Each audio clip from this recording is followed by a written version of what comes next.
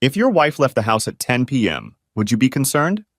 No, because all I have to do is turn on the local news to find out what she's doing. My wife, Carol Martin, is a local nightly news co-host at a top local TV station in Birmingham. She's as gorgeous as she is smart, and many smart people are betting that her next job will be in a major market, perhaps Atlanta or Chicago. There is even talk that she may get an offer from a New York channel, which is the promised land for a news anchor. I'm Tom Bailey, by the way. Carol kept her maiden name for the broadcast. Many female announcers do this to separate their personal lives from their professional lives. I think you can tell how proud I am of her and how lucky I am to have married her. We met while we were both attending the University of Alabama at Tuscaloosa. As you might guess, she majored in broadcasting and I majored in marketing. We met at a fraternity party our freshman year and I was overwhelmed. She was tall, blonde, with curves in all the right places. Me? I'm a pretty outgoing guy, but I wasn't an athlete and wasn't destined to be the big man on campus. And for some reason, no one ever suggested I model for GQ magazine. But something happened between us, and we soon became a couple. I'm not going to lie and say everything was always perfect. We fought a lot and once broke up for 2 weeks. But by the second weekend, I was going crazy, missing her and cursing myself for letting it all come between us. I finally started running across campus to her dorm, hoping that she would forgive me and we could be together again. Halfway there, I looked up and saw her running in my direction. If there had been a movie camera here, it would have circled around the two of us as we hugged each other with tears in our eyes, vowing never to part again. We were, as they say, madly in love. By senior year, we were engaged. We were already living together in a small off-campus apartment, but at least we had the sense to wait until after graduation before committing ourselves to marriage. Besides, she wanted to have a big wedding, and her family was wealthy enough to indulge her. I was smart enough to realize that I should go along with her, so we were married in the Canterbury Chapel on campus in May, a week after graduation. Carol was fortunate enough to get a job at a local TV station in Huntsville as a weekend weather anchor. It wasn't a very prestigious position, but broadcasting jobs are hard to come by, even in small markets. It was a start, and Carol tried to make the most of it. After 6 months, she got the opportunity to report on air, and after a few more months, she moved to a full-time job. I managed to get a low-level job at a local advertising agency. The place was so small that I was doing double duty as an account representative and copywriter. It wasn't much, but it was good experience and much better than being unemployed. But she didn't have to stay there long because Carol's star was already rising. By the end of the year, she was offered a job as a reporter at the largest station in Mobile. Her good looks and persuasive personality attracted the attention of the station's management, and we moved to the Gulf Coast. I didn't mind being the tail end of our relationship. I knew what I was getting into from the moment Carol got her first on-air job, and my ego was strong enough to support her career. Of course, it didn't hurt that by the time we moved to Mobile, she was making more money than I was. The station management in Mobile was well connected with local advertising agencies, and with their help, I managed to get a job with one of the big firms in the city. The people there were pleasant, and I fit in without difficulty. Carol, meanwhile, was doing even better. She joined the station as a reporter, but when a vacancy arose, she was given the chance to be a weekend newscaster. People loved her, and the ratings for her newscast began to steadily increase. Soon she moved on to the coveted position of nightly news co-host. If viewers loved her as a presenter, they went into a frenzy when she announced on air that she was expecting a baby. They followed her in ever-increasing numbers through every stage of her pregnancy, and when our daughter Susan was born, the birth became news in its own way. While our beauty was growing and developing, the station used the opportunity to produce a documentary series about the challenges faced by a mother of a newborn baby returning to work, which won a regional Emmy Award. Given the success Carol was enjoying, it was no surprise that WXYY, a top station in Birmingham, called and offered her a co-host position. We had grown accustomed to the relaxed pace of life on the Gulf Coast and Mobile, and we were sad to say goodbye. I had made real friends at the agency where I worked, and I was truly sorry to have to leave them. But Birmingham beckoned, and we couldn't help thinking that if Carol did well there, even greater things were ahead of us. So we sold our cozy little house, packed our bags, and headed for the big city. Some might scoff at calling Birmingham a big city, but with a population of 1.2 million and the 40th largest media market in the country, Pittsburgh South was a major step up for Carol, especially in the broadcast media arena. After being so comfortable in Mobile, I was cautious about moving to Birmingham, but there was no need to worry. Armed with recommendations from my friends in Mobile and with the help of Birmingham Station, I was able to find a great job at the city's second-largest advertising agency. In fact, I can't say enough good things about the station's management. They hooked us up with a knowledgeable real estate agent who helped us find a great house in the suburb of Hoover. She also helped us find a great daycare for baby Susan. All in all, the move went much easier than I expected, and we settled into our new life quickly and painlessly. I have to tell you a little about our daily routine, because being the husband of a television journalist is not a normal way of life. I got up in the morning, made breakfast, and went to work, leaving Carol and Susan to sleep. Carol would stay in bed as long as Susan would let her sleep, and then get up and spend the morning with her daughter. After lunch, Carol would take Susan to Mrs. Alsop's house. Mrs. Alsop was a sweet woman who took care of Susan and the other two children, as well as her own daughter. She had experience in elementary school, so in addition to playing games, she introduced her charges to some of the concepts they might encounter in kindergarten and first grade. I would pick Susan up from work, bring her home, and cook dinner for us, including what could be saved so Carol could eat when she got home. After dinner, I would bathe Susan and read to her until it was time to put her to bed. Then I would read or watch TV until Carol finally came home. Often, she had to wake me up on the couch where I had fallen asleep. As for Carol, after leaving Susan with Mrs. Alsop, she would go to the station and arrive at 3 o'clock to begin preparations for the evening news. Then, while the news was on, Carol would go for makeup and one last check before the 6 o'clock broadcast. She and fellow anchor Ted Stevenson would get ready for the local news hour. After they finished, they'd have a light snack. They never ate closer to airtime to avoid embarrassing burps and regurgitations, and get ready for the 10 p.m. newscast. Normally, Carol and Ted took turns on the air at 10 p.m. Since the late news lasts only 30 minutes, only one anchor is needed.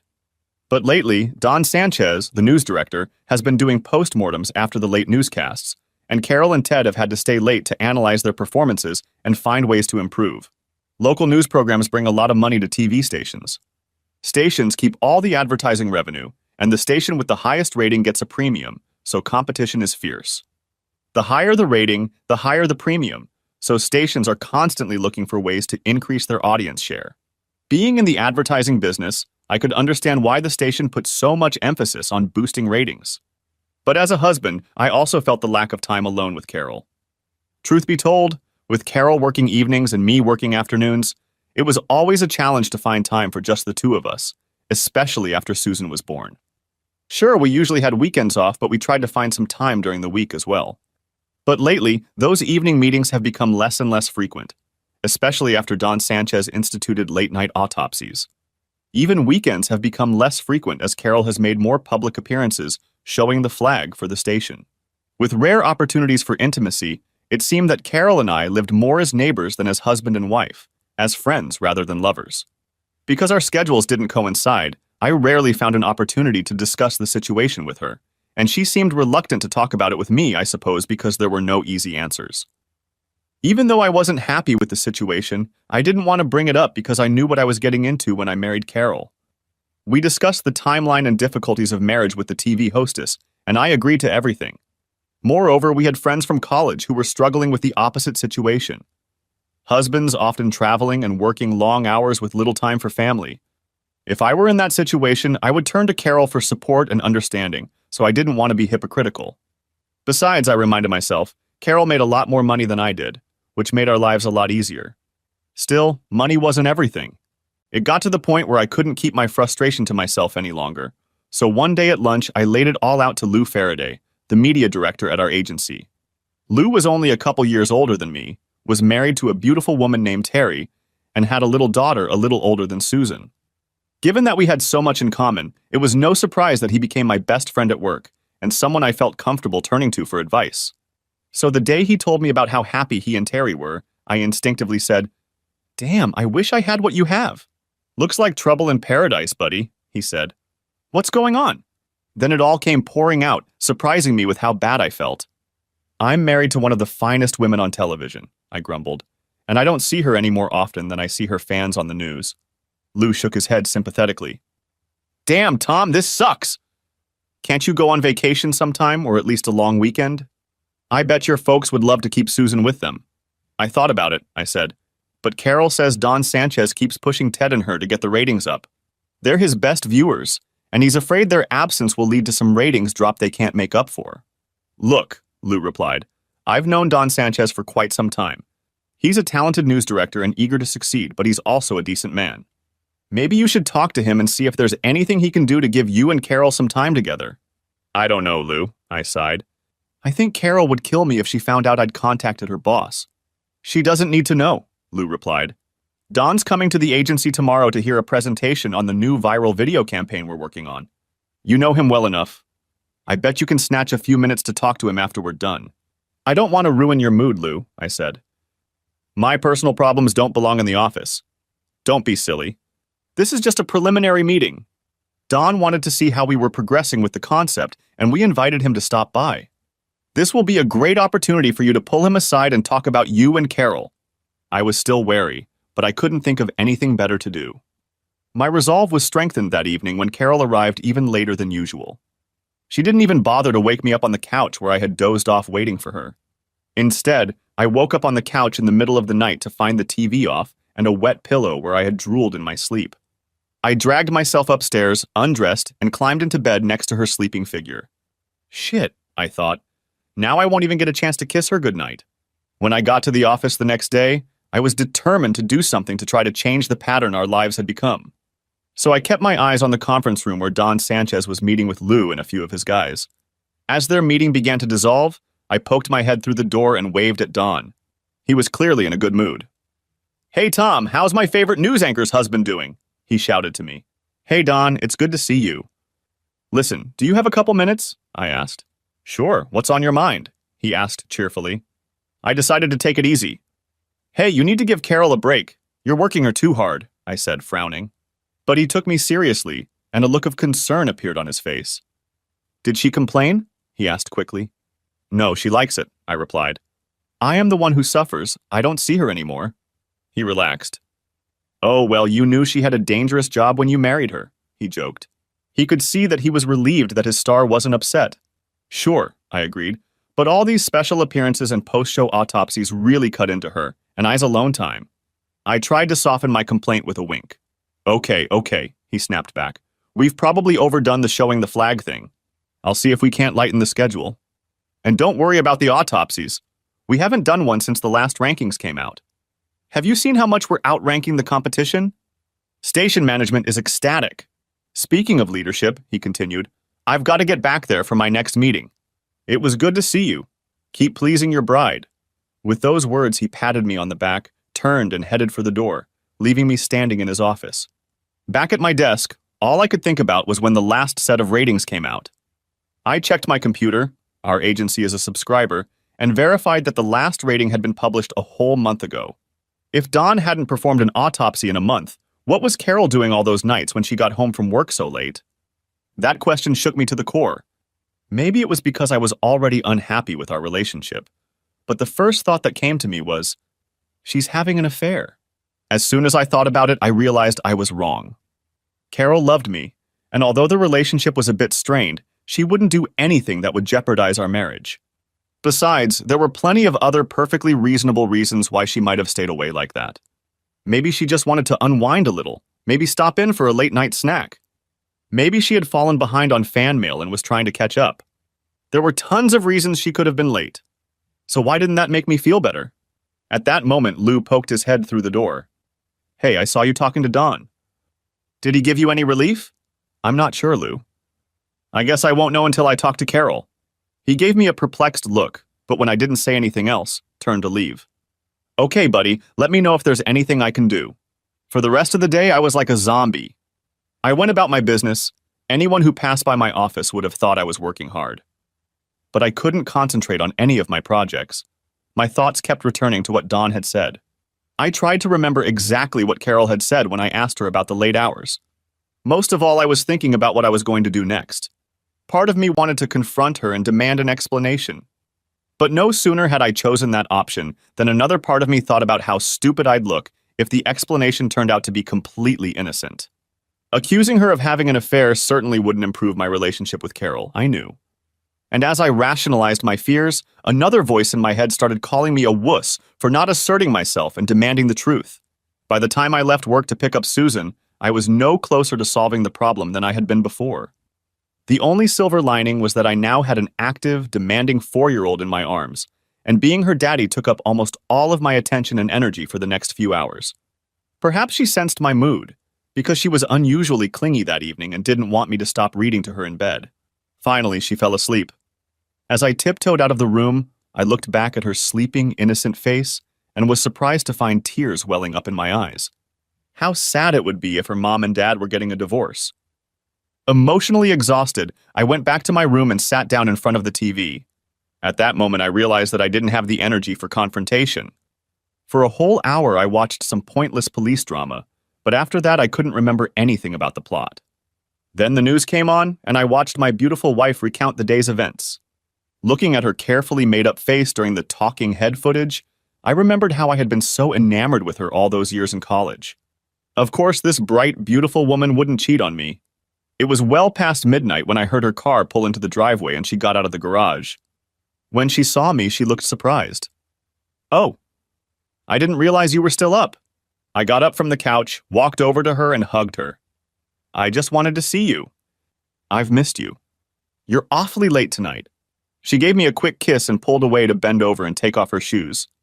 "Yeah, sorry about that. Don held us up again because of one of his damn autopsies," she said. "I'm very tired, dear. I'm going to head to bed." Without waiting for me, she turned and headed up the stairs. I turned off the TV and sat in the dark. Oh, God, I thought. She just lied to me. Once again, the argument between the warring parties raged in my head. Maybe she wasn't lying. Maybe Don really did call for another screening session. That doesn't make any sense. Don told you today that he hasn't held a session in a month. And after you brought it up, he certainly wouldn't call a special session today. I didn't want to believe that my wife was cheating on me. But I also didn't want to be an unwitting cuckold who hid his head in the sand rather than face the truth. What was the truth? When I went up to the bedroom, Carol was sound asleep. I lay down beside her, but sleep wouldn't come to me. The next day, I stopped by Lou's office and asked him to have lunch with me. When he looked up at me, he must have seen something in my face that stopped him from his usual witticisms. "And Lou," I added, "please plan on a long lunch." Now he looked at me very seriously, but only nodded and said, "Sure thing, buddy." I dropped by his office around 11:15 and suggested we have lunch at a place a couple miles from the office, where we were unlikely to see anyone else from work. We drove to the restaurant in silence. I didn't want to get into a conversation and stop, and he realized I wasn't interested in small talk. When we ordered our lunches, I hesitated for a moment, not knowing where to begin. He looked at me sympathetically and said, "It's Carol, isn't it?"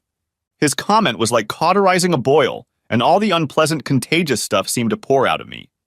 He listened silently, letting me spill out all my fears and insecurities.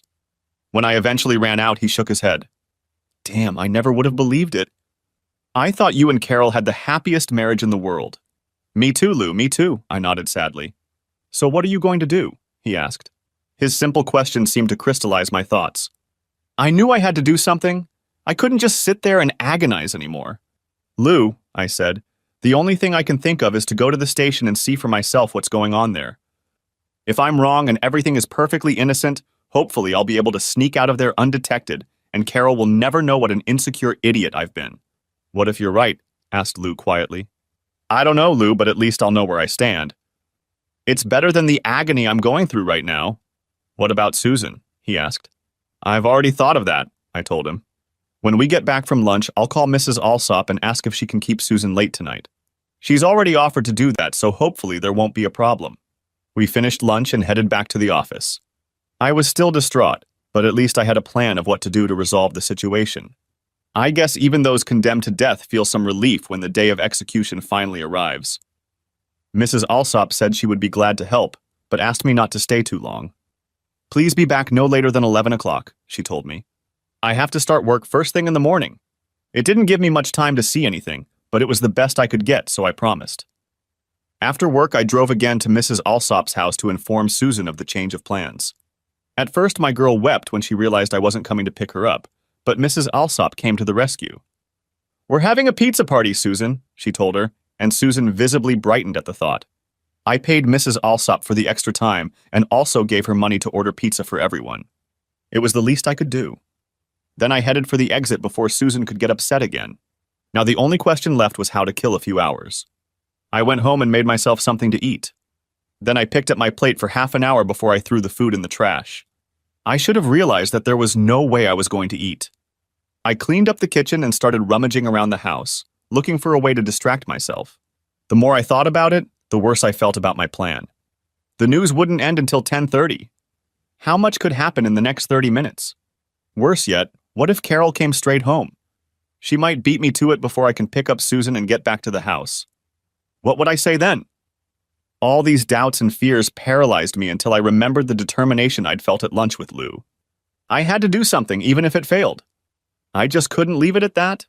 By then, it was almost 10 o'clock. My plan was to go to the station during the newscast, go in just before it ended, and see what I could find.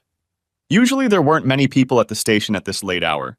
Just an engineer, 2 cameramen, and a sound technician. Hopefully, there would be no other visitors, and I would be able to go unnoticed. When I got to the studio, I immediately realized my mistake. There in the hall was old John, the night watchman. I'd forgotten all about him. He knew me from previous visits, so there was no problem getting in, but I would have had to sign in. So much for stealth. When he saw that I had entered, he looked at me curiously. "Good evening, Mr. Bailey," he said. "Come to see the news?" "Right," I said and signed the log. He looked at me with a strange sympathy. "There won't be a problem, will there?" "Oh no, of course not," I quickly replied and walked back to the studio. What did he mean by that? I wondered. And then it hit me. He knows. Oh shit. I returned to the set and peeked through a gap in the blackout curtains. The news had just ended, and Carol was taking down the lavalier microphone. Then she headed toward her dressing room.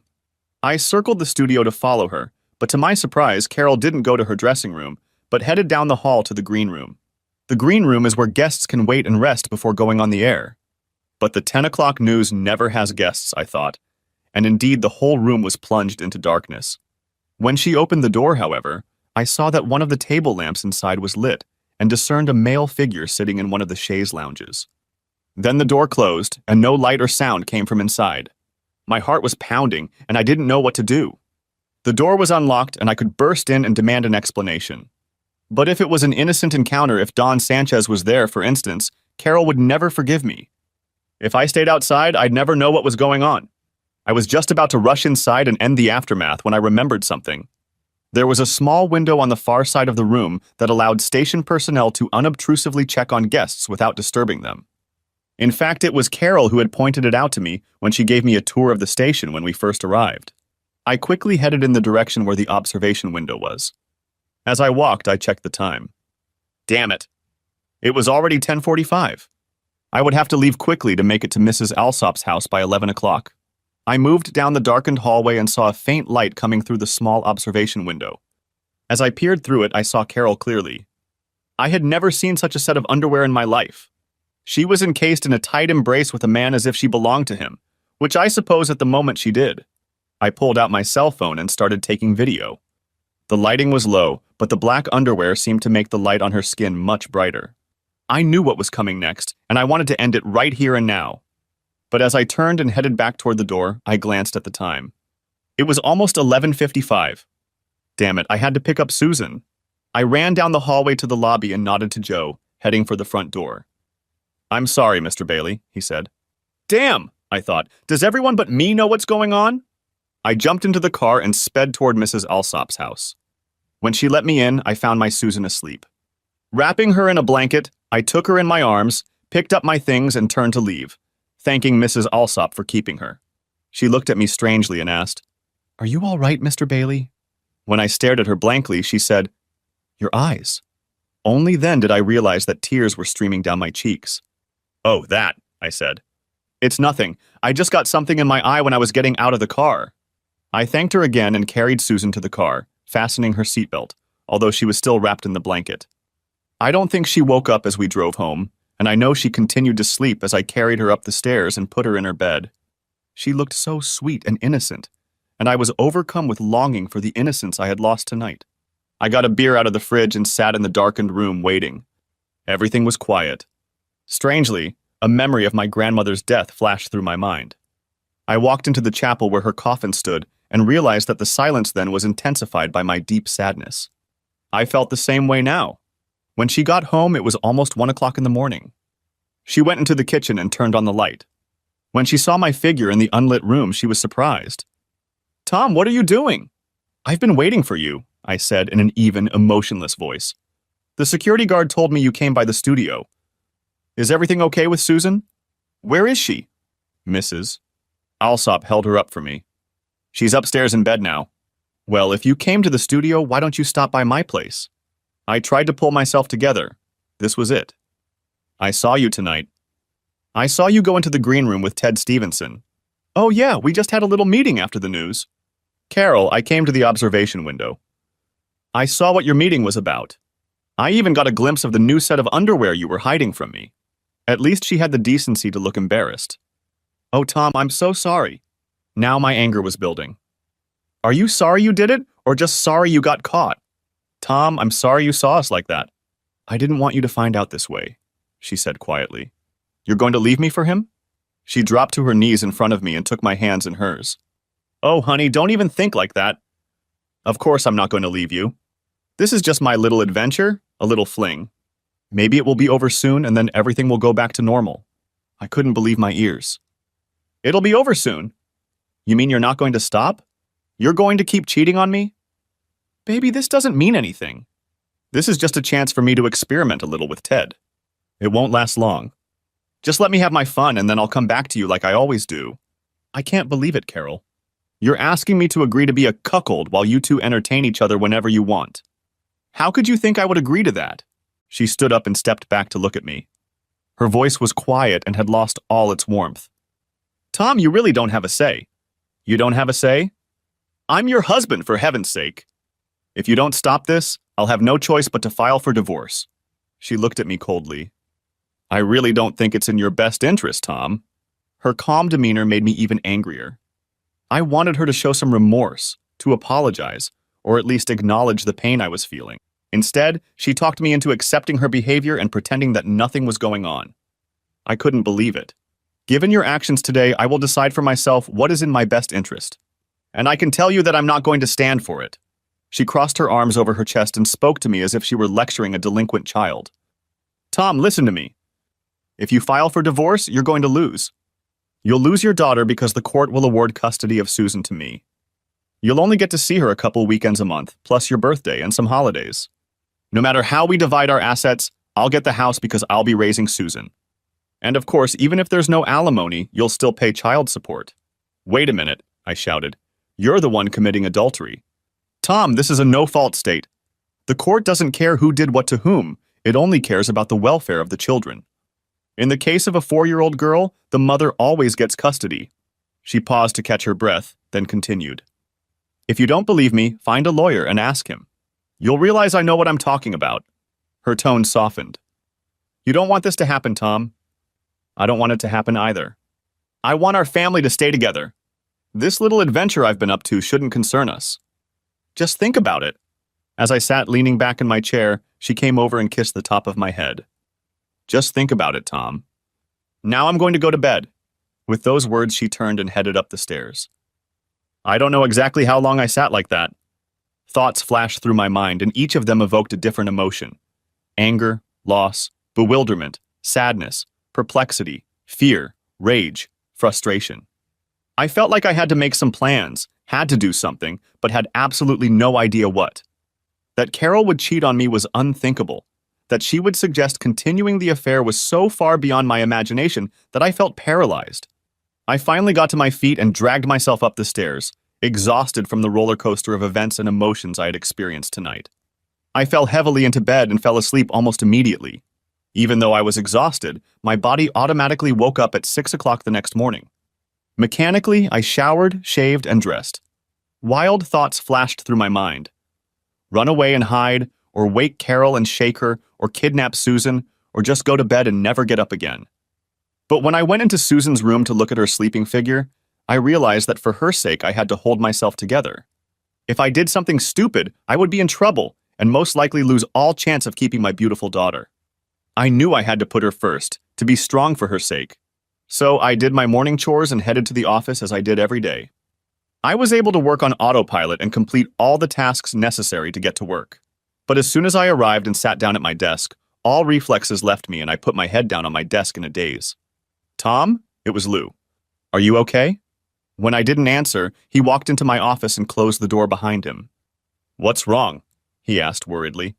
And I told him every sordid detail of last night's conversation that I could remember. Once I started, I couldn't stop. Lou just sat there with a stunned expression on his face. He was shocked when I told him about what I'd seen in the green room, but he was taken aback by Carol's attitude toward her cheating. Damn it, he said. She has the nerve to ask you to just sit there and put up with her cheating. When I finally finished, he sat up and looked me in the eye. Look, he said, Carol has changed. I don't know what served it up. Maybe success has turned her head. But she's no longer the same woman I met when you moved here. And that means you have to change your attitude toward her. You can no longer assume that she has your best interests at heart. It's up to you to look out for yourself now, buddy. He stood up. The first thing you should do is consult an attorney. I can't believe she's getting away with shit like this. You can't rely on her word. You need to find out for yourself. Hell, Lou, I replied. I don't know any lawyers in Birmingham. That's where I come in handy, he smiled. My college roommate became a lawyer and he practices here in town. I bet he'd see you today if I asked him to. Let me go make a phone call. With those words, he left. A moment later, he returned to my office holding a piece of paper. You must like these old school friends, he exclaimed. You have an appointment for 1 p.m. today. Here's his name and address. He's expecting you. You're a lifesaver, Lou. At least it gives me something to do. No problem, buddy. After you meet him, come back and tell me what he said. The meeting with the lawyer did not go as I had hoped. He shook my hand and invited me into his office, then asked me to tell my story. I gave him the highlights and then got to what I really wanted to know. What are my options in a divorce? Tom, he said, there used to be a good guy and a bad guy in every breakup. The court would hear the two sides argue and then apportion blame. It was a no-win situation, he said, she said. It was impossible to determine who was right and who was at fault. Trials lasted too long. They were a drag on the judicial system. Eventually, someone came up with the idea of no fault. This meant that unless a crime had been committed, the court didn't have to worry about who did what to whom. All it had to do was decide on the equitable division of marital property and the welfare of minor children. Things just got a lot simpler. Okay, I said, but what does that mean for me? He sighed. In a nutshell, that means that what Carol told you is correct. Unless she turns out to be an unfit mother, using drugs, criminally neglectful, and the like, the court will give her custody of your daughter. We can try to get broad visitation rights, but Susan will live with Carol, and Carol will determine how often you will see your daughter. And even though Carol makes more money than you will still have to contribute to the cost of raising your daughter in the form of child support. What about the house? I asked him. He shook his head. Well, you both bought the house, so it's a joint property to be divided between you. But the court's primary concern is the welfare of the child, and the court doesn't like children being unnecessarily removed from the house. So the most likely outcome is that Carol will remain living in the house until Susan turns 18. After that, you both can put the house up for sale and divide the equity according to the final property division judgment.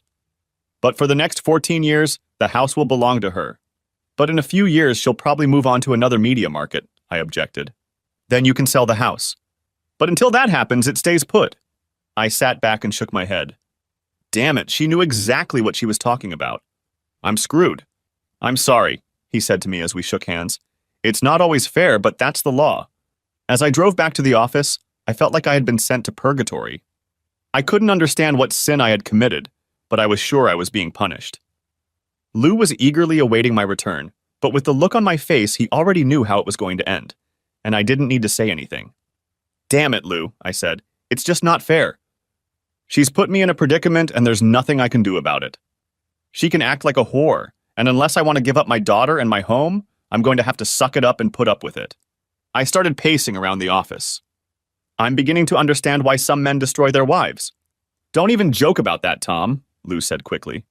I know you want to cut her out of your life, but if something happens to her, I don't want to have to testify that you made threats here. Okay, I agreed. I can't and would never do anything like that. It's just that I feel like an ancient mariner and she feels like an albatross around my neck. As I passed the window in my office, I looked out and groaned. Across the street was a billboard that had just gone up. It had a huge picture of Carol and Ted Stevenson staring at me, with the caption, Birmingham's choice for the 6 o'clock news. See? I said to Lou, pointing at the billboard. I can't get away from her even here. Lou walked over and looked at the new sign. WXY definitely likes the rating these two are getting. Then a strange expression came over his face. Interesting, he muttered. Then he turned to me. How desperate are you to find a way out of this trap you've fallen into? Not desperate enough to resort to violence, I said. No, we're not going to commit a crime, at least I don't think so. But I have an idea that might solve your problem. The two of us sat and talked for the next hour. Several times I told him that he was crazy and that we could never do it. I pointed out to him that even if we did, it wouldn't work out. I reminded him that if things went badly, Carol would demand a divorce from me and would be vindictive as hell. To all of this, Lou kept asking, so how much worse off will you be than you are now? Thinking about it, I realized two things. First, I was stuck in a position that I absolutely could not bear, at least not for long.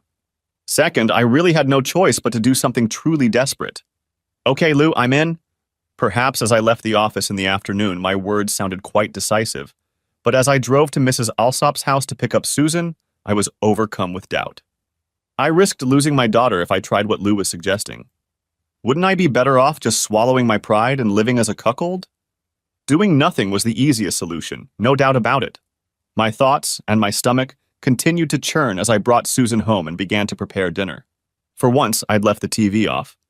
I didn't think I could watch Susan and Ted interacting on the set, especially after what I'd seen a few nights before. Just as I was getting Susan ready for bed, I was surprised to hear Carol's car pull up. I knew it wasn't her turn to anchor the 10 o'clock news, but I assumed she'd stay to be with Ted.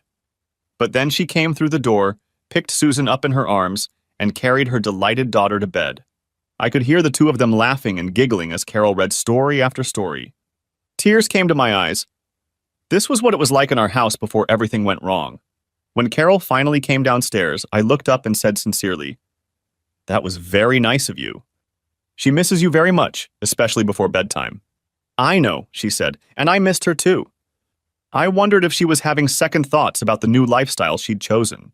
But all those hopes were quickly dashed in the next minute. The look on Carol's face now reminded me of a mother about to lecture her child on an unpleasant subject. "Tom, I wanted to come home early today so I could tell you about what's planned for next week." She took a deep breath and then continued. "I'm taking a vacation for next week. I've talked to Don Sanchez and he's fine with it. What's more, he advised me to take some time off. He says our ratings are so high that we can afford it." I was pleasantly surprised. A week together might be just what we needed to rebuild our marriage. "I'll have to check with my boss tomorrow, but I think I can get some time off," I said. "What do you mean?" She sighed. "You're not participating, Tom? Ted and I are going away alone. We're tired of having to sneak around. This is a chance for us to enjoy each other without worrying about anything else." I was stunned. I just sat there staring at her, not believing what I was hearing. "I've already cleared it with Mrs. Alsop. She'll keep Susan all day next week. All you have to do is drop her off on your way to work and pick her up at the usual time." She reached into her purse and pulled out a piece of paper, which she held out to me. "Here's all the information about where I'll be staying if you need to contact me. I'm sure Susan will be fine, but just in case. We're leaving on Friday. Maybe you can take Susan to the park for the weekend. She loves that. We'll be back on Sunday during the week and things will go back to a normal schedule." She looked at me a little unsure. I still hadn't said anything. "Okay. If you don't have any questions, I'm going to bed early tonight." Then, to my utter amazement, she came over and kissed me on the top of my head like I was a little kid. "Thanks for taking care of everything, honey," she said, and headed up the stairs. Oh my God, I thought. This has to be the most humiliating experience of my life. I was literally shaking with anger. There was no doubt in my mind. I had to do something to regain my manhood. Lou's crazy plan suddenly seemed like the best option. Friday, I got off work early. I wanted to be sure to see Carol before she left on her little trip with Ted Stevenson. I had already made arrangements with Mrs. Alsop to keep Susan overnight. If there was any yelling or swearing, I didn't want Susan to be exposed to it. I had already checked Carol's closet in the morning and found her suitcases, so I knew she would have to come home to pack. That would give me the opportunity I needed. When her car pulled into the driveway, I settled into my favorite chair in the living room and waited for her to come in. She opened the door and headed straight for me. She knew I was home because she'd seen my car in the garage. "What are you doing here?" she asked. "Is Susan okay?" "She's fine. I said soothingly. She's at Mrs. Alsop's. Then why are you here? She asked again. I wanted to make another attempt to convince you not to go away with Ted this week, I told her. She put her hands on her hips in frustration. I've already told you I'm going to go off and have my little affair with Ted Stevenson, and there's nothing you can do about it. As soon as we get back, it'll be over and everything will go back to normal. You just have to be patient and give me a chance to get it out of my head. But Carol, I whined, what about our wedding vows? What about leave everyone else behind? Those wedding vows were written in another time and place. No one believes all that nonsense anymore, she said with irritation. But you're talking about adultery, I insisted. I don't want you to dishonor our marriage. Her impatience and irritation were clearly growing. Tom, we don't need to discuss this anymore. If I want to go and entertain Ted Stevenson, I'll do it whether you like it or not. That's what I want to do. It has nothing to do with you and me. But I didn't want to do that. But Carol, what about your fans? All those people who watch you every night?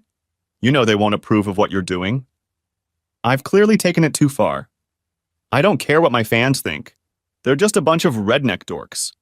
Look, she went on, in 6 months to a year, I'll leave this provincial town and get a job in a real city where the streets don't turn down at night. In the meantime, what people here think means nothing to me. Now please stop pestering me. I've already made up my mind. I have to go and pack or I'll be late. And if you can't stand seeing me with Ted when he comes to get me, I suggest you get out of here right now. I stood up, slumping my shoulders. I'm sorry, Carol. I'm sorry for everything. I turned around, walked out to my car, and headed to the local tavern. I was shaking and I needed to relax. I was sipping my second beer when Lou walked through the door. Hey, buddy, he said with a grim smile. How'd it go? I don't know, Lou, I admitted. I was too close to him. You'll have to come and see for yourself. Not until I try the same thing you did, he said firmly. After he finished his beer, we both got into my car and drove back to the house. As I expected, Carol was long gone. We walked to my room and he sat down at the computer. When did you buy this thing back in the Stone Age? He asked. Nevertheless, with a few keystrokes, he was able to do what he wanted. Okay, he said, pointing at me. Let's see what we've got. He pressed another key, and Carol's image appeared on the screen. We listened as Carol flatly rejected my pleas to fulfill my wedding vows and told me exactly what she planned to do to Ted Stevenson. What a bitch, I heard Lou mutter under his breath. Then he listened to Carol's story about her fans and the city where she works, and the look on Lou's face became jubilant. We got her, man. That's a lot better than what we were hoping for. When the playback ended, Lou pressed another button, and we watched Carol again, but this time from a different angle. The second camera is very important, Lou said. It gives more realism. When the second playback ended, he FTP'd both files to his office. Then he pulled out a flash drive and made a copy of them. Backup copy, he said. Finally, he went to the bookshelf behind my chair and pulled out the 2 small cameras we had so carefully set up that morning. Once we were done with that, we both got in my car and headed back to the tavern so Lou could get his car. But when we got there, he surprised me by insisting that I follow him home. Edie's already made a big dinner, buddy. If you don't show up, she's going to be really pissed. I'd planned to spend the night alone, but Lou didn't want to hear about it. So I reluctantly got behind the wheel of his car and followed him home. When we walked through the door, Edie came up to me, gave me a hug, and kissed my cheek without saying a word. I wasn't sure if it was friendship or pity, but either way, I appreciated it. I'm sure dinner was wonderful, but I don't remember much of it. In truth, I was just picking at the dishes Edie had prepared while Lou and Edie exchanged concerned glances. After that, they led me into their den, and Lou opened another bottle of wine. We sat and drank until Edie couldn't hold back any longer. I'm so angry and disappointed, Carol, I don't know what to say. She always seemed so sweet and loving. When did she turn into a selfish slut? Success seems to have changed her, and now she thinks she can do whatever, and with whomever, she wants.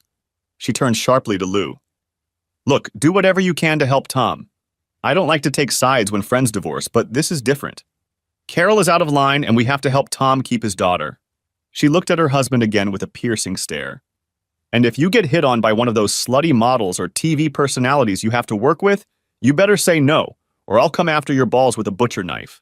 Lou and I laughed at Edie's threat, but I wasn't sure if she was exaggerating just to prove a point. We continued talking and drinking into the night, and eventually I collapsed on their couch. I vaguely remember Edie covering me with a blanket and patting my arm. The next thing I realized was the morning light coming through the picture window and the horrible taste in my mouth. Lou lent me a toothbrush and razor, and I did my best to make myself look half decent. By the time I was done, Edie had already made a big breakfast, and I sat down at the table with them. My appetite was a little better that morning. I guess my instinct for self-preservation kicked in. When I had finished and thanked them fervently for their kindness, Lou took my hand. "Look, Tom, leave everything to me. I've got a lot to do this weekend, and I need to get started. All you have to do is pick up Susan and get out of here. I'll keep you posted all the way." "Lou, I don't know what I would do if you weren't here," I said sincerely. With those words, I hugged him awkwardly and then headed home. I had one more thing to do, and I wasn't looking forward to it. When I got home, I checked our address book to get Ted and Missy Stevenson's number. When I called, the answer was, of course, Missy. "Hi, Missy, this is Tom Bailey, Carol's husband. May I come over now and talk to you?" "Oh, hi, Tom. Yeah, I think that would be good. Come on in." I heard the hesitation in her voice. We weren't that close, and I knew she was wondering why I wanted to see her. She'll find out soon enough, I thought grimly. As I drove up to her house, I tried to think about what I would say. It wasn't easy to tell a woman that her husband was cheating on her. And the fact that I didn't know Missy very well made the situation even more awkward. But I felt I couldn't let what was going to happen next take her by surprise. Missy went to the University of Alabama with Carol and me. She was even in Carol's sorority. She seemed nice, but she was 2 years younger than us, so we didn't have many opportunities to socialize. I was surprised to learn that she married Ted. Frankly, she wasn't his type. Anyway, we socialized with each other at a few station events, but otherwise Carol and I didn't socialize with each other. Except for Carol and Ted, I added bitterly to myself. When I arrived, she greeted me and offered me drinks. "Just a glass of water with ice, please," I asked. I was afraid my mouth would go dry when I delivered my grim news. When she brought me a glass, I took a sip and then set about my task. "Missy, do you know where Ted is?" I asked. "Of course," she said. "He's away at a TV convention. He'll be gone all week." "Why do you ask?" "Missy, I'm sorry to have to tell you this, but Ted isn't at a televangelist convention. I found out that he and my wife are having an affair, and the two of them went to the coast to spend some intimate time together." Missy looked at me as if I'd punched her in the face. "That can't be," she protested. "I saw him off just last night." I could tell her thoughts were scattering by the minute as she went through her arguments. "He loves me. He wouldn't betray me like that." Another denial flashed by. "Carol was like an older sister to me. She wouldn't hurt me like that." Finally, she broke down and just looked at me helplessly. "Oh, Tom, are you sure?" I grimly pulled out my cell phone and turned on the video I had taken outside the green room. As she watched their erotic scene, her eyes began to redden, and then she started to cry. I didn't know what to do, so I sat down next to her, put my arm around her shoulders, and began gently stroking her back. "I know, Missy, I know." Suddenly she looked up, anger flaring in her eyes. "That bitch seduced him!" she shouted. "If you had her under control?" But she stopped her tirade when she saw my shocked face. "Oh, Tom, I'm so sorry, I didn't think—" "You lost your wife too, didn't you?" Missy's words brought my pain and loss back in full force, and the tears flowed again. We hugged each other helplessly, seeking comfort that wasn't there. Finally, we pulled away from each other. She wiped her face with the napkin she'd brought with the drinks, and then asked me, "What are you going to do now?" I felt I had no choice but to explain the predicament Carol had put me in, especially with regard to Susan. Missy, who had no children, realized at once the influence Carol had over me and grasped my hand sympathetically. "Oh, Tom, I never would have believed she could be so cruel and cold." Then she asked me again, "What are you going to do?" "Missy, I'm definitely going to file for divorce, but there are still a few things I need to do so I don't lose Susan. It's probably best if you don't know what those things are in case someone asks you about it later." "You're not going to do anything illegal, are you?" she gasped. "No, but if I succeed, both she and Ted will wish they'd never decided to cheat on us." I tried to smile slightly to reassure her, but I doubt it was convincing. "What about you?" I asked. "Do you think you two can rebuild your marriage? After what you just showed me? After I found out this has been going on for a hell of a long time? After I found out that he and that slut are going to spend a week together? There's no way I can stay with him and hold myself together again. In that case, you might want to use the lawyer I contacted, unless you already have someone you trust," I suggested. She gave me a weak smile. "No, I don't know who to turn to. I didn't plan on needing a lawyer. If you use my lawyer, it could save you money. At least he'll have all the evidence I have." I handed her the piece of paper I had prepared with my attorney's name, address, and phone number. If you contact him on Monday and let him know we're on the same page, he can process your paperwork at the same time as mine." She took the information and nodded. "Missy, now I have a huge favor to ask of you." "What is it?" she asked nervously. "All I ask is that you don't say anything to anyone, not your family, not your closest friend, not anyone until you hear from me." I looked directly at her. "If you tell anyone, it could cost me the chance to keep Susan." She looked at me very solemnly, and I felt that she understood everything. "I won't say a word, Tom. It will be hard to act as if nothing has happened, but I promise." I thanked her, stood up, and headed for the door. "What are you going to do now, Tom?" she asked. I smiled grimly at her and said, "I'm going to pick up my daughter and take her out of town until all this settles down." She wished me luck, and I wished her the same. We're both going to need it, I thought. From there, I drove to Mrs. Alsop's house. When I arrived, she must have warned Susan of my arrival, because my little girl met me at the door and jumped into my arms. "Did you have a good time, honey?" I asked. "Oh, yes, Daddy. I had a sleepover and we had pancakes for breakfast, and then I played dolls." Holding Susan in my arms, I thanked Mrs. Alsop for staying with me and reminded her that Susan would not be coming to her house next week. Mrs. Alsop looked at me shrewdly and asked, "Is everything all right, Tom?" I looked at Susan and then back at Mrs. Alsop. "I hope so," was all I said. She nodded and leaned over to kiss Susan's cheek. "You take good care of that girl. She's like family to me. And Tom, I'll be praying for you." "Thank you, Mrs. Alsop. It means a lot to me." With those words, I carried Susan to the car and put her in the car seat in the back seat. When we got home, Susan started looking for her mother. "Where's Mommy?" she asked me when she couldn't find her. I felt my throat constrict as I told her. "Mom had to go on a trip." "But you know what? You and I are going on a trip too." "Where are we going, Daddy?" she asked excitedly. "We're going to Grandma and Grandpa's farm," I told her. She squealed and started dancing. Susan adored my parents and loved to watch the animals on their small farm in rural Alabama. "Can we see the ducks and the little pigs?" she asked. "Sure, honey," I told her, "and the sooner we get started, the sooner we can see them." Then I grabbed the bag I had already packed for her and my own suitcase, and we headed out to the car. I briefly considered leaving Carol a note about where we would be, but decided against it. She hasn't been thinking much of me lately. Why should I think about her? The drive to Mom and Dad's farm took a little over an hour, and Susan slept most of the way. But when we turned onto a rough gravel road, she woke up and started pointing at the horses and cows she could see through the car windows. When we pulled up to the house, Mom and Dad came out to greet us, and when we unbuckled Susan, she rushed into Grandma's arms and demanded to go see the farm animals. Mom took her hand and led her to the barn, but not before I gave her a concerned look. I took my bag, Dad took Susan's bag, and we went into the house to get them into my old bedroom. After that, Dad brought me into the kitchen and offered me a glass of fruit tea. It was already sweetened, and its flavor reminded me of my childhood. It seemed like those days were a long time ago. "Okay, Tom, what's going on between you and Carol?" asked Dad bluntly. He'd never been one for small talk, and I could see the worry in his eyes. "Let's take a walk, Daddy, and I'll tell you all about it." I had been waiting for this conversation ever since I called them and asked if we could come and stay for a week. They loved Carol and considered her the daughter they never had. I was sure how it would affect them. As we walked along the fence, I began to tell him the whole sordid story. He was silent most of the time, but I could see the pain in his eyes when he looked at me. Several times he gasped at what I had to tell him. Finally, I finished. There were tears in his eyes. "I just can't believe Carol could do this. She's always been so good to your mom and me, and such a good mother to Susan. How could she become so callous and selfish?" He turned and looked at me carefully. "You know I've never doubted you, Tom, but could this be some kind of misunderstanding or a joke?" I realized he was in denial and grasping at straws, but it was still a little uncomfortable. Then I thought, if I were him, I'd have to ask the same questions. Hell, I still have a hard time believing it myself.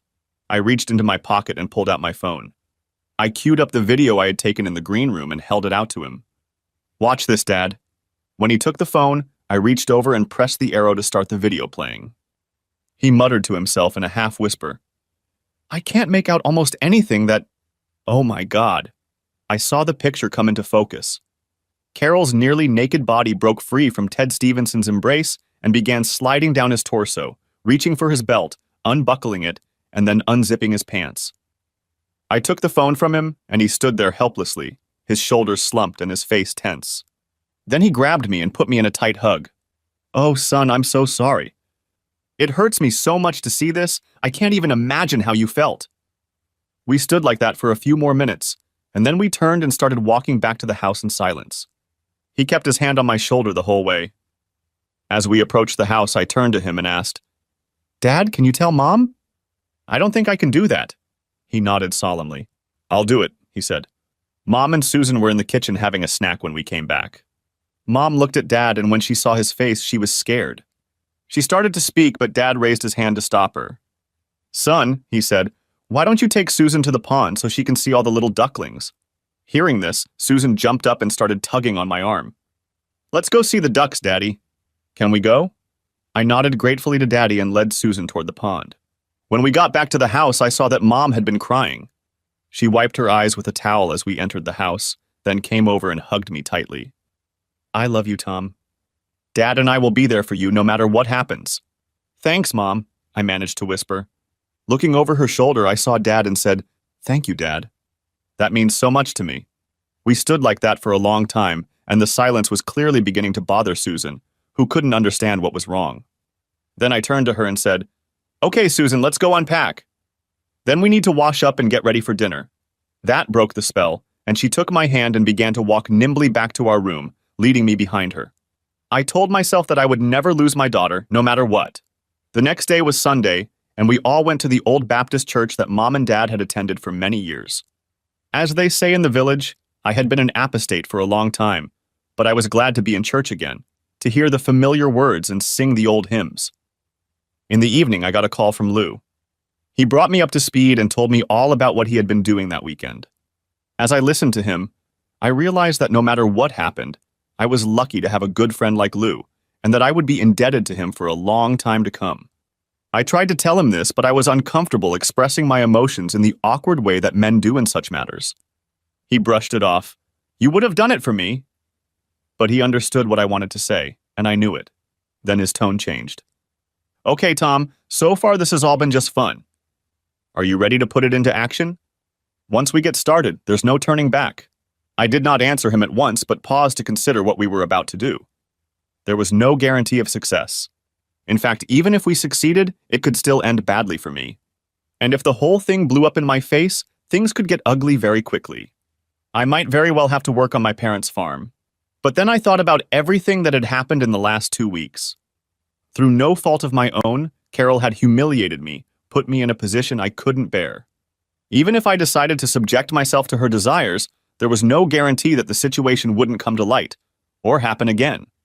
And if it did, what would Susan think of me when she was old enough to understand? I didn't want to be such a model of a father to her. No, I thought, Carol had me cornered, and I had no choice but to fight back. And by God, that's exactly what I'm going to do. "Lou," I said, "let's do it." He must have realized what I was thinking just now because he didn't say anything while I sat there pondering. But when I told him I was ready, he simply replied, "If anything, Edie thinks you're doing the right thing." That kind of cheered me up. Now he was all business. "Do you have access to a computer?" I laughed and said, "My ancestors may live on a farm, but they don't live in the 1800s. "Okay, then I'll call you with information on where to find him tomorrow." "Why don't you just email me the link?" said I. "I can easily log into my email from here." "No," he said. "I don't want anyone to know about this. Just wait for my call tomorrow." That was goodbye, and I went to make sure Susan was sound asleep in her new bed. Keeping an eye on her had become my most important job. Lou called me mid-morning Monday morning. "When you get a chance to get some privacy at your computer, go to YouTube and type WXY into the search engine," he told me. "You'll find it. After you watch it, get back to me and tell me what you think." Mom and Dad took Susan out for a walk, so the timing was perfect. I went to the website and started searching. There were a bunch of videos, but one called WXYY co-host Carol Martin shares her personal philosophy on love and marriage caught my eye. When I pressed it, the familiar theme music for the 6 o'clock news came pouring out of the speakers, accompanied by the standard opening number that WXYY used every weeknight. But as the camera zoomed in on Carol, her voice faded out and a voiceover came on. Popular news co-host Carol Martin of WXY was recently interviewed by WXYY about her views on love and marriage. The screen switched to another image of Carol, and I heard her say, "Marriage is an institution that has been around as long as human society, But today, it is under siege like never before. I recognized those lines immediately. It was the beginning of a soft news series WXYY was running about the rising divorce rate across the country. But instead of continuing the series, which actually aired a few months ago, the voiceover came back. What are your views on the sanctity of marriage, Carol? Suddenly, the scene shifted to our den, where Carol stood and spoke. Wedding vows were written for another time and place. No one believes all that nonsense anymore. The scene froze and the voiceover came on again. What about fidelity and constancy to your husband? What do you think about that, Carol? Carol's image on the screen spoke again. If I want to leave and hoot Ted Stevenson, I'll do it. That's what I want to do. Ted Stevenson's image flashed on the screen so that the viewer was left in no doubt as to who Carol was talking about. The invisible announcer returned. What about the public's opinion? Do you think most of the people of Birmingham who watch your news program would agree with you? Carol spoke again. I don't care what my fans think. They're just a bunch of boobs and redneck dorks. The announcer smoothly filled the sudden silence. That's certainly a controversial point of view, Carol. Aren't you concerned about how it might affect public opinion? Carol's image on the screen quickly prompted an answer. Look, in 6 months to a year, I'll leave this provincial town and get a job in a real city where the streets don't turn down at night. In the meantime, what people here think means nothing to me. Without a shadow of irony or judgment, the unseen voice continued. So you intend to engage in a sexual relationship with your fellow anchor, Ted Stevenson? Carol's response was unequivocal. I've already told you that I'm going to go off and have my little affair with Ted Stevenson, and there's nothing you can do about it. But this time, instead of a scene of Carol talking to me in our room, her voice came through on a video I was shooting on my phone in the green room. And as with my father, the scene went from two figures entwined in the darkness to a clear image of a barely clothed Carol dropping to her knees and beginning to undress the unmistakable figure of Ted Stevenson. The stage froze on the erotic scenes, and the voiceover returned for the last time. Now Birmingham viewers were left with only one question. Where are Carol and Ted this week? Then the WXYY news theme came on, the screen filled with a view of the newsroom with empty chairs, and the video faded out. I leaned back in my chair, feeling a strange mixture of triumph and sadness. I grabbed my cell phone and called Lou. Apparently, he recognized my number because he said in response to the call, "Well, what do you think?" "My God, Lou, you're a genius!" "This is going to be brutal. This video will cut her career open like a carving knife on a Thanksgiving turkey." "Not bad, eh?" "I have to admit, I'm proud of it," he said cheerfully. I began to feel a twinge of guilt, remembering what I had just seen. "Do you think we were too rough on her?" "Look," he said vehemently. "Did she or did she not say all these things to your face?" "Yes," I replied, "but—" "No buts," he cut in. "She's turned into a selfish monster, and we need to show that to the rest of the world." Then his tone changed. "Look, Tom, you're a good guy at heart. I think in many cases you'd rather suffer yourself than make someone else suffer. But if you don't, it won't be you who suffers, but Susan. She'll grow up with Carol as her role model. You don't want that, do you?" I swallowed hard. "You're right, Lou. There really is no choice here. Thanks for helping me not to be confused." "So," I said, "what do we do next? Do we send out mass emails with a link to the video or what?" The beauty of the virus is that you don't have to do anything special to spread it. Once there is a source of infection, the flu virus spreads unaided, and very soon there is an epidemic. This video is our source of contagion. I may drop a hint to a couple people who like to gossip, but beyond that it will spread on its own.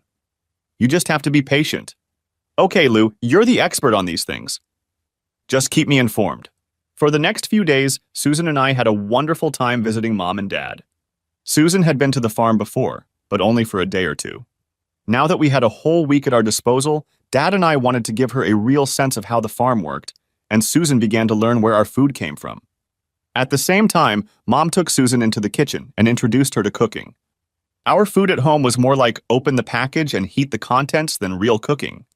Mom cooked almost everything from scratch, and Susan loved to stand on the stool next to her and help add ingredients and stir them in large bowls. All in all, it was a wonderful week for Susan, during which she was exposed to many things she would not have encountered in our city life. Meanwhile, Lou called every day to keep me updated on how the snowball was starting to roll down the mountain straight at Susan. On Tuesday, he even chuckled when he informed me that Edie had learned about the video from a woman she worked with. On Wednesday, the video became a topic of discussion at the weekly Kiwanis meeting Lou attended. He swore he wasn't the only one who brought it up. In Thursday morning's paper, a local media columnist devoted a few short lines in her column to the video, mentioning it in vague terms. At the end, she wrote the following: "And the question on the minds of all of Birmingham this week is, where are Carol and Ted?" When he called me Thursday afternoon, Lou couldn't contain the glee in his voice. I talked to our media officer who handles WXYY. He said the whole station is in a panic. They're starting to get calls from other news outlets trying to interview Carol and Ted about the video, and the people at WXYY don't know what to do. Apparently, Don Sanchez is gone for a few days this week too, and no one knows where he is or how to contact him. On Friday, Lou directed me to an article on the media blog Gawker.com. It reported on the furor two WXY news anchors had caused in Birmingham and linked to a YouTube video. The article ended with a prediction that heads might roll. I called my attorney that morning and told him to file for divorce. I also arranged with him to have Carol served on Saturday at the country house in Gulf Shores, where she and Ted were spending time. It would cost me some money, but I figured it would be worth it. My hunch was more of a bet on certainty because I knew what Lou's next move would be. I also called Missy to let her know that I was filing for divorce and wanted Carol to be served with the summons on Saturday. I asked her if she wanted Ted to file at the same time. "No," she replied calmly. "I plan to do it myself when he finally gets home." I wished her luck. Other local Birmingham TV stations were insanely jealous of WXYY's success. They had learned of the gossip earlier in the week and smelled blood in the water when they viewed the video online. The only problem was how to play the story. Lou gave them the answer. He informed the news producer at the second highest rated channel that I was filing for divorce. This tidbit represented a real news event that they could use at their discretion without having to report what was essentially gossip.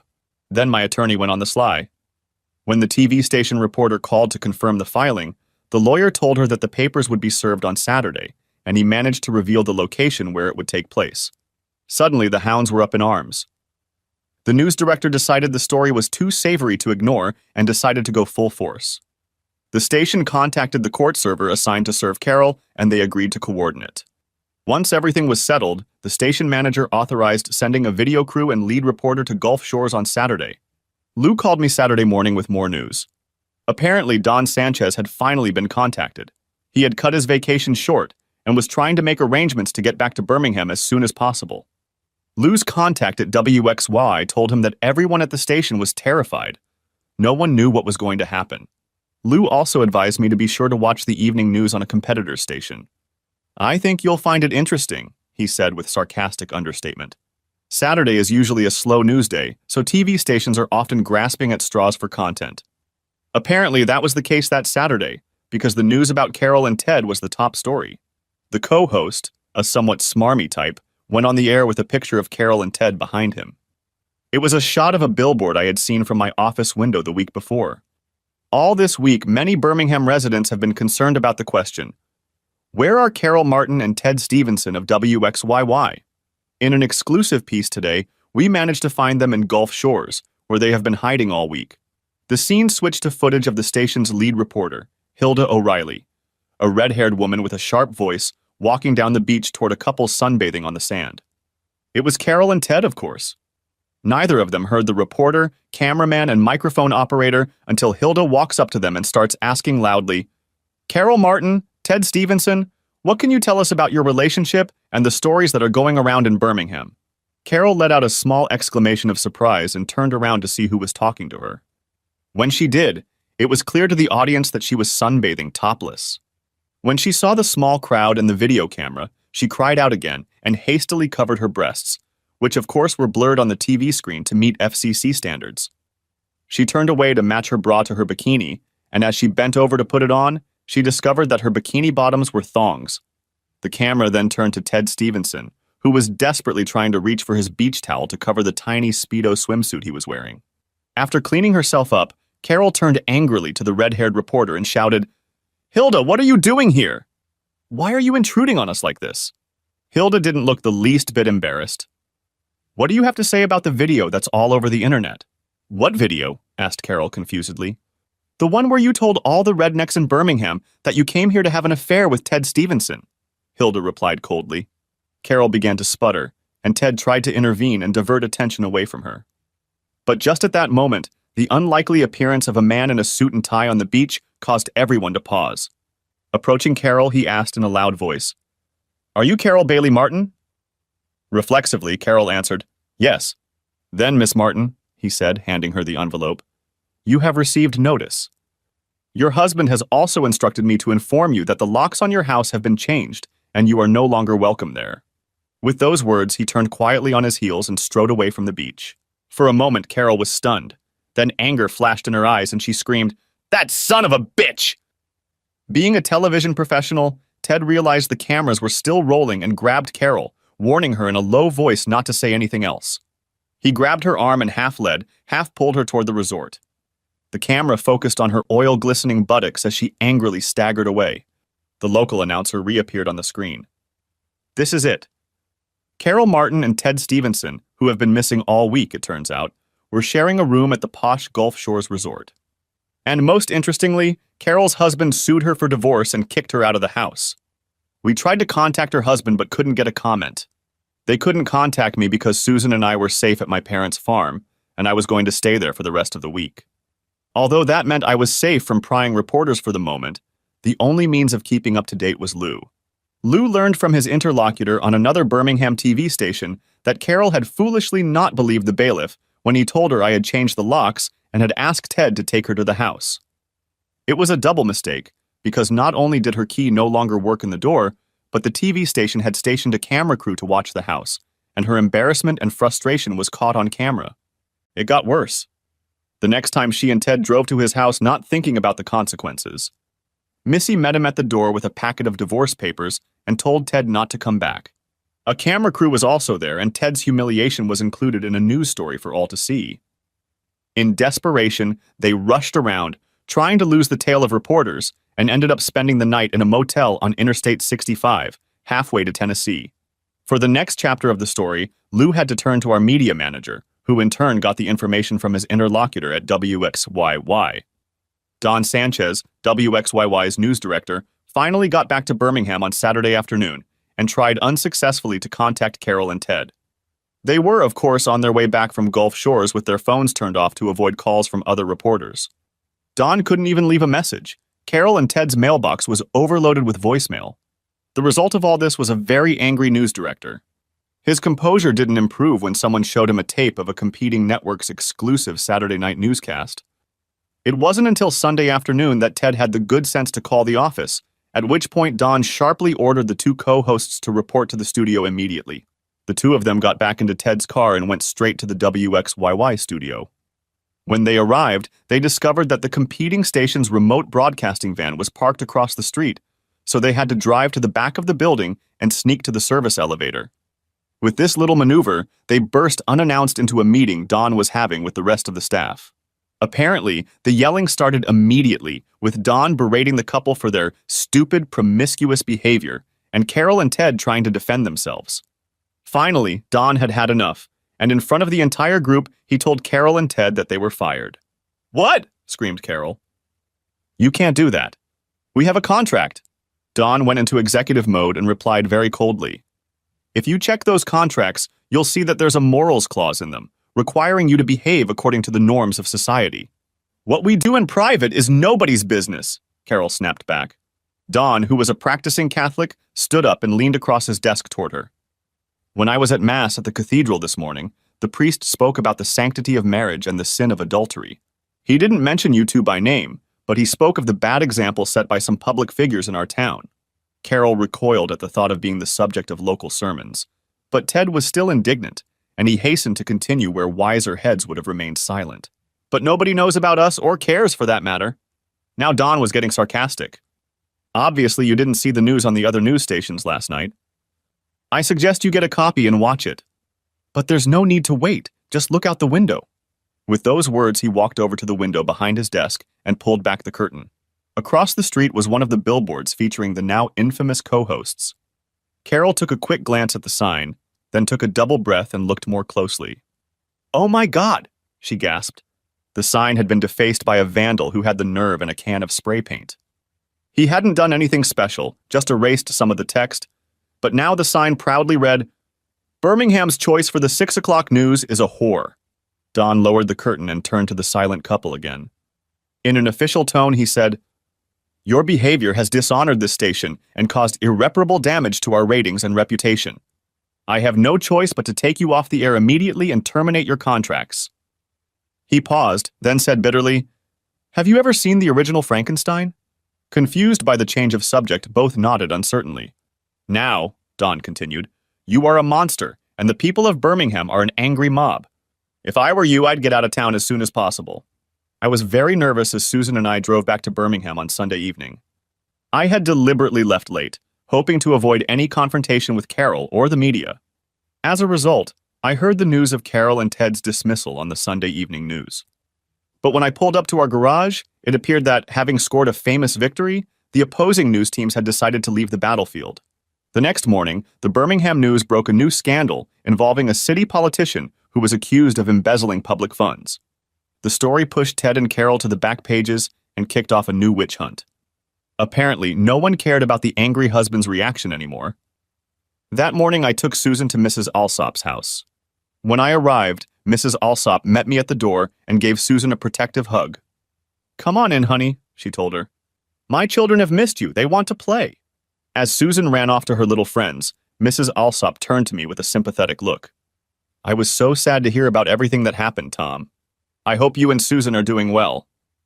I thanked her for her sympathy, but I didn't have an answer for how things would work out for us. I thought it was telling that she didn't include Carol in her experiences. When I got to the office, everyone was friendly, but I felt like they were avoiding me. It was as if I had a terminal illness and no one knew what to say. The exception, of course, was Lou. He hugged me, and I hugged him back just as tightly. "You're a genius," I told him. "You're a master of the viral campaign?" "Well," he said, "it worked out better than we could have hoped. The only bad thing is that we'll never be able to tell anyone what we did." "That's good," I replied. "I know this is going to backfire on me, and I'm ready for it. Carol has already probably guessed by now that I must be the source of this video, and is going to come after me with a gun in my hand. I don't want you caught in the crossfire." As it turned out, I had been too pessimistic in my expectations. My lawyer called me at the end of the week and informed me that Carol had decided not to contest the divorce. "But why?" asked I. "She'd already told me what she was going to do if I applied. And what happened?" "I spoke with Carol's attorney and she told me the rest of the story," he said. "Carol wanted to countersue for divorce and sue you for invasion of privacy, but her attorney talked her out of it. She noted that there are legal questions about whether a person can legally record their spouse's conversation. These issues become even more confusing when one spouse is a TV host, a very public figure. Anyway, she told Carol that her lawsuit may have to go all the way to the Supreme Court before it is finally resolved. She also reminded Carol that she's not very popular these days. She would have a hard time finding sympathetic jurors to hear her case." "What about Susan?" I asked. "Carol swore she'd try to take her away from me." My lawyer snorted. "Tom, your soon-to-be ex-wife is unemployed. Her chances of resuming her career not only in Birmingham, but in the entire state of Alabama are absolutely zero. What's more, I don't think she'll be able to get a job at a broadcasting company anywhere in the Southeast after the publicity she's gotten. She's now a poster child for unfaithful wives. With a reputation for immorality, no steady job, and no prospects in the entire region, what kind of judge can award her custody of a small child? The bottom line is that Carol is leaving town as fast as she can. You'll still have to split the proceeds of the house when it's sold, which could be any time between now and when Susan turns 18. And Carol will still have visitation rights with the children on holidays and birthdays. But she's giving up custody in your favor because she really has no hope of getting anything else. The only thing she wants is to be allowed to go into the house and get her personal belongings before she leaves town. One more thing, Tom, she'd like to be able to talk to you when she comes to your house. If she signs the papers on those terms, I think I can talk to her before she leaves town," I told him. We agreed that would happen at the end of the week. So it was done. I really did get everything I wanted. No, that's not true. What I really wanted was to get my life and my family back to the way they were before this whole terrible mess happened. But that was just wishful thinking. Once the avalanche starts coming down, nothing can stop it. But at least I had my daughter, and that was the only thing that mattered to me. The next night, Lou, Edie, and I celebrated over dinner. Susan had come too, and now she was sleeping in one of their beds while the adults continued the party. It wasn't really a party, just an opportunity for the three of us to reflect on all that had happened. I brought a bottle of the most expensive champagne I could find to toast my friends and thank them for their loyalty. Edie, in turn, raised her glass to the two of us. Guys, she said, when I heard about your scheme, I thought you were crazy. I thought everything would blow up in your faces and we'd have a big mess. The only thing that kept me from objecting was that you, she saluted me, were fighting for your little girl and had nowhere else to turn. And you, my loving husband, were so convinced you could handle it. So thank you both for fighting when you had to and winning despite the long odds. There, Lou and I agreed in unison. I felt I had to do one more thing before this whole dastardly scheme could be considered over. Check on Missy Stevenson. If anyone was an innocent bystander, it was her, but I knew she was suffering just as much, if not more, than everyone else involved. And I felt a little guilty for dragging her into the story, even though I had no choice and even though the real culprit was Ted. But at least I'd had a chance to make up my mind. Missy hadn't expected it. I called to ask if I could come over, and she invited me to lunch, so I figured she didn't hold too much of a grudge against me. We met at a quiet neighborhood restaurant, and after the waiter took our orders, I asked how she was doing. I'm afraid not very much, Tom, she replied. I still can't believe all this has happened.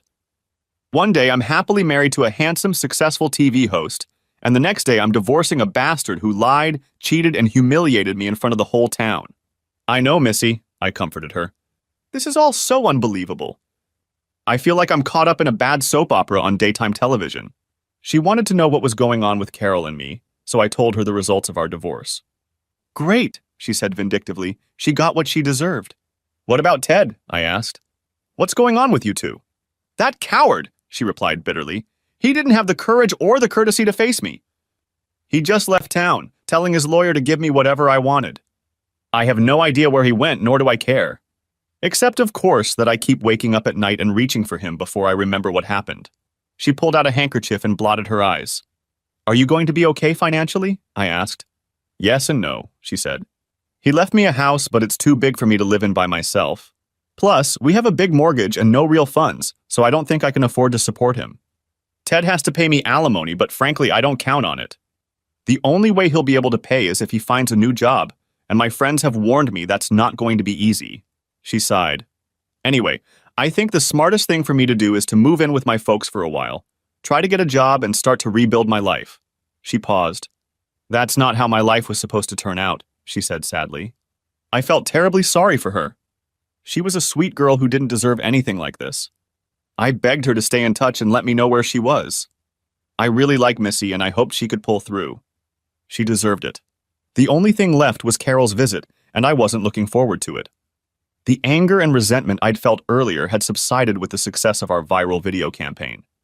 I felt like I had at least partially regained my manhood, and I no longer needed to fight with her or gloat over my victory. As a result, I decided to do something nice for Carol. I arranged for Susan to be with me when Carol's time came. As Carol got out of the SUV she had rented to move her clothes and other personal belongings, I saw the frown on her face. But when I opened the door and let Susan run up to her, the frown disappeared, turning into a smile and happy tears. As Susan threw herself around her mother's neck and hugged her desperately, Carol looked up at me and whispered, "Thank you." They entered the house and Carol began to play with Susan for quite some time. Officially, the visit was supposed to last only an hour, but I had mentally thrown that time out the window when I decided to invite Susan. When Susan had exhausted the list of things she wanted to show and tell her mother, Carol suggested she go up to her room and play. I'll be up in a bit, baby. Daddy and I need to talk first. As soon as Susan left, Carol turned to me with some annoyance and said, "Thank you for that. I really didn't expect you to let me see her." I just nodded. Carol's mood changed noticeably. "I can't believe you would do this to me. You used a private conversation between the two of us to destroy me, to make me the laughingstock of the entire town. How could you do that?" I sighed. "Carol, I don't want to fight with you anymore. We're both not going to win anything." "Easy for you to say," she replied. "You're a winner. You cost me my job, my family, and my future, all to protect your fragile ego. Carol, I said I wasn't going to fight with you, and I meant it. I just want you to think about one thing.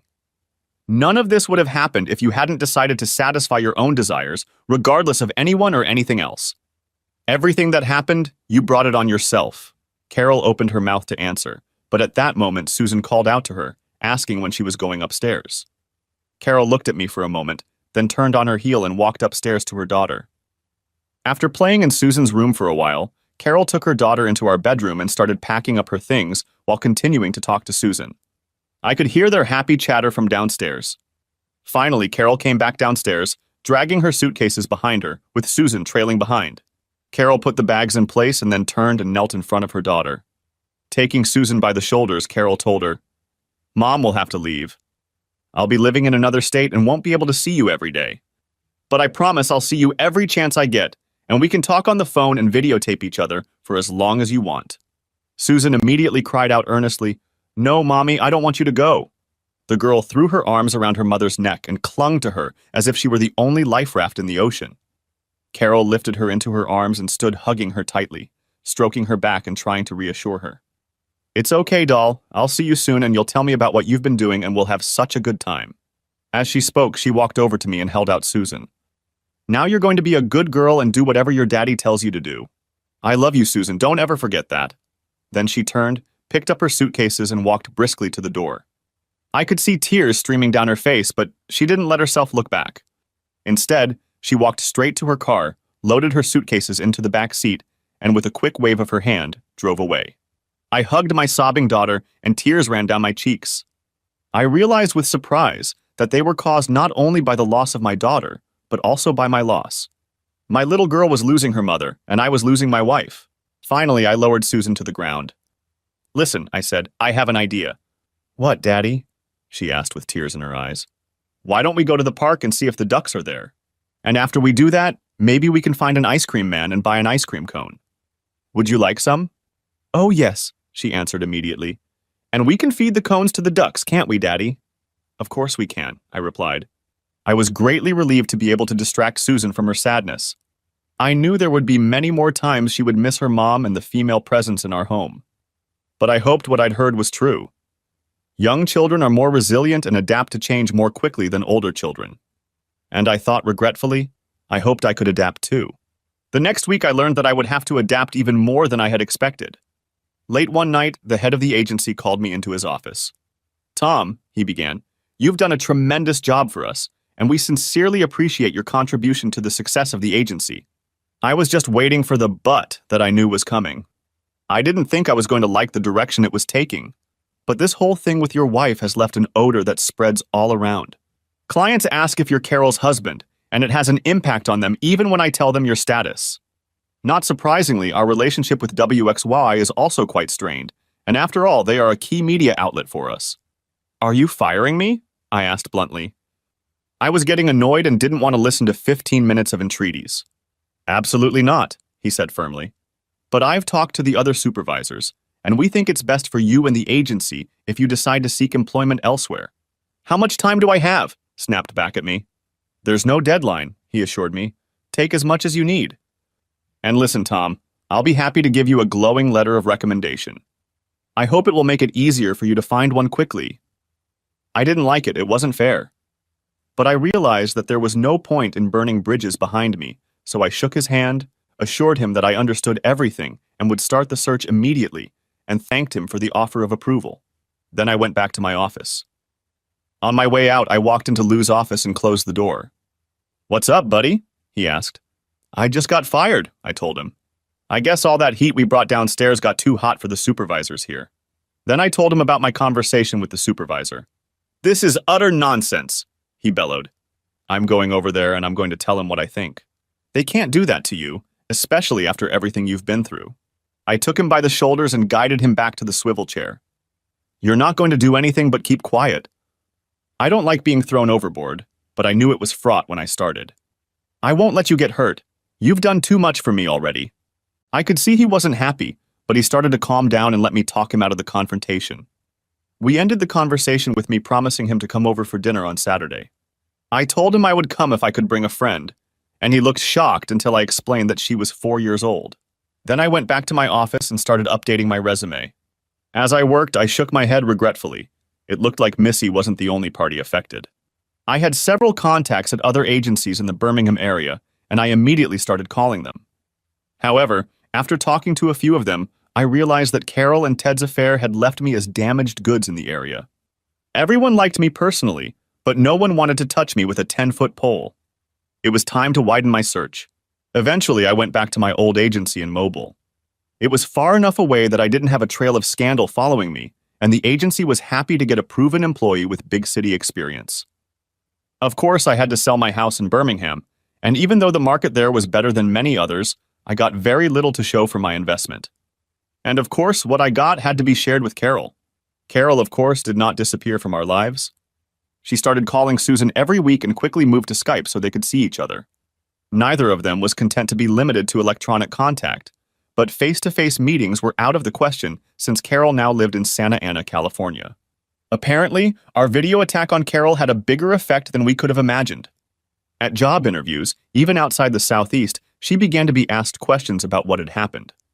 She continued to look for work out west, but was never able to shake off her reputation. Eventually, she came to the conclusion that it was time to hang on to her dreams of a career as a TV presenter. She managed to get a job teaching journalism at Santa Ana College in California. The job didn't bring the pay or the joy of being an anchorwoman, but she was grateful to be working in a related field. When I finally reconnected with my old agency in Mobile, I was faced with the next task of finding a place to live. My new employer put me in touch with a real estate agency, and they assigned a new agent, Marilyn Elliott, to show me several properties. I was supposed to meet her at the first house on the list, but when I pulled up to the address, she had already overtaken me because she came to the front door as I was parking. Something about her appearance seemed strangely familiar, though the name Marilyn Elliott meant nothing to me. When I got close enough to be sure, I exclaimed in surprise, "Mrs. Stevenson." She smiled and came over to greet me. "What a pleasant surprise, Tom. When I saw your name, I thought it might be you, but I figured it was just a coincidence." "Oh, and Marilyn Elliott is my maiden name, but everyone who knows me still calls me Missy." Missy had a list of half a dozen houses she wanted to show me, and as we went from place to place, we recounted to each other everything that had happened in the last few months. I didn't realize that Missy's family lived in Mobile. She had moved there shortly after Ted left. Apparently, the new career she had started was in residential real estate. I, in turn, told her my story, which ended with my firing from the Birmingham agency and subsequent move to Mobile. When I mentioned Susan and the need to find a preschool for her, Missy got excited. "I know of several places that I'm sure would be perfect for her," she told me. "I also know of some great children's activities in the area that I'm sure she'll enjoy. You'll have to introduce her to me." Then she blushed, perhaps feeling that she was speaking too frankly. I was glad for any help that would help Susan move into her new home and neighborhood. I really enjoyed our conversation, and as the afternoon and our day of exploring drew to a close, I asked Missy if she could join me for dinner. Just to talk about the houses we had seen, of course. She quickly agreed. I had never paid much attention to Missy before. She was 2 years behind Carol and me, so I had only limited contact with her. And when Carol came to WXY, Missy was married to Ted. But now, listening to her over dinner, I found myself wondering. She had always been pretty, but not glamorous like Carol, but like a girl from the neighborhood backyard. Now I found her not only attractive, but smart and easy to talk to. She was unaffected, speaking simply and sincerely. After spending a long time with many television personalities, I found Missy's simplicity and naturalness very attractive. Our conversation returned to the subject of real estate, and she asked me which of the houses we had seen today I liked. I told her there were several that I liked. I then asked which one she would recommend. I expected her to recommend the most expensive house we'd seen. After all, she's a commission-based salesperson. But she surprised me by pointing to a sheet describing a more modestly priced house. "Why this one in particular?" I asked. "Oh," she replied ingenuously, "that's exactly where I'd like to live."